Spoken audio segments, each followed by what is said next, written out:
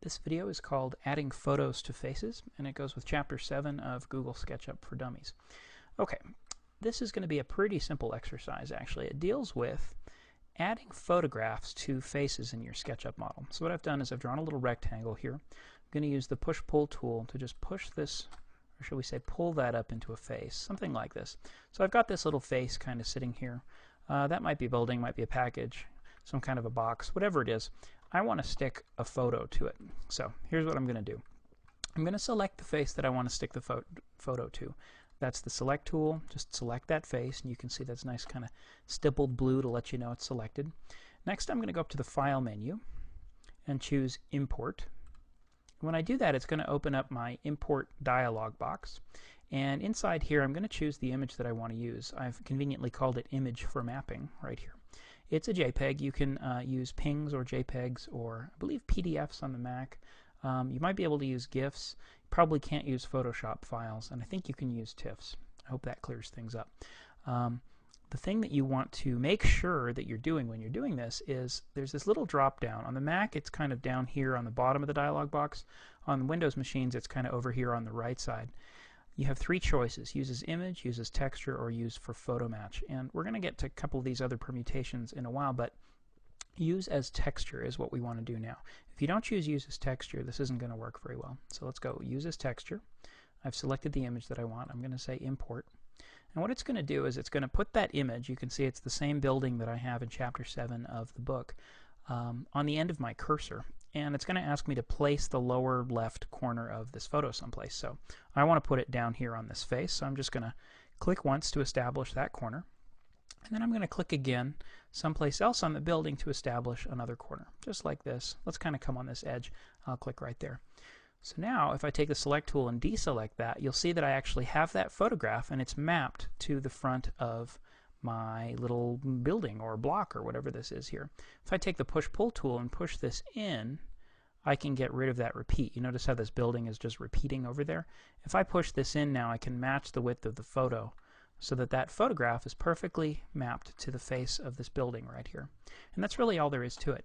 In the further videos, or in the videos that follow this video, I'll talk about how to take this building and stretch it using a feature called Texture Tweaker so that it fits on this face and there's no perspective distortion like there is here. Chances are whenever you take a picture of a building and you're standing in front of it, you're going to end up with this kind of distortion. It's going to look kind of like it gets smaller at the top and it's bigger at the bottom. And you can use Texture Tweaker to stretch that out, and that's what we cover in the next videos. I thought I would sneak one more little piece of something into this video, though, something that I don't cover in the book. I want to talk about mapping a photo to a cylinder. So let's try doing that. First of all, I'm going to make a cylinder. I'm going to take a circle, and then I'm just going to come up here to the push-pull tool and pull this thing right up into there. And I've got this kind of little cylinder sitting there on my desktop. Now what I'll do is I'm going to go and get an image. First thing I'm going to do is actually just bring in an image so that you can see what we're trying to map here. This is the little image that I kind of designed to go along with this. It's this kind of cheesy label that just says sugary beverage, and it's got these fruits and stuff on it like that. So that's what we want to do. What we want to do is take this and we want to map it to all the way around this cylinder, almost like this is a can of soda or soft drink or something like that. The thing is, it's not a simple process to go from here to there. There's quite a few steps involved in it. It's possible to do, but I'm going to show you a quicker way to do that. All right, so let's hit backspace to get rid of that. I've got my cylinder right here. Let's go back up to the File menu.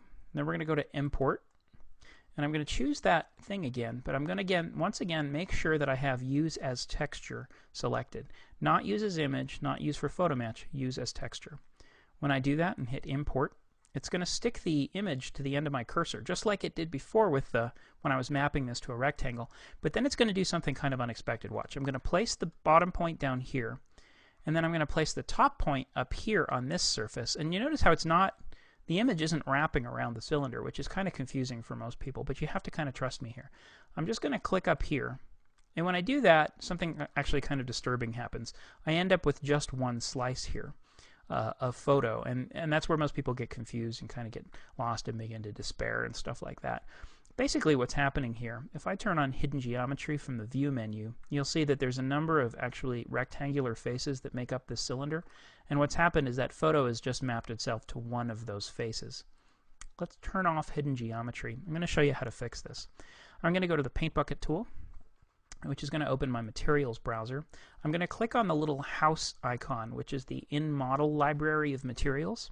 And you'll notice that I have these materials in my model for some reason, but I also have that photo of the building that I used earlier. And more importantly, I have this sugary beverage material that I mapped on there. All I'm going to do is click on that to select it, and then I'm just going to click on the cylinder.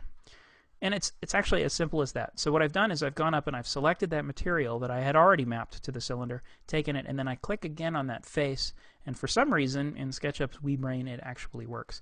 And you'll see that what I've done here is I've just wrapped that texture around the cylinder. The trouble is the texture was too long for the size of the cylinder that I'd made, so you'd probably need to experiment a little bit, maybe change the size of the label or something that you're trying to wrap around the cylinder. I'm not going to get into any of that right now, but that's the basic procedure for wrapping an image around a cylinder. All right, that's the end of adding photos to faces for Chapter 7 for Google SketchUp for Dummies.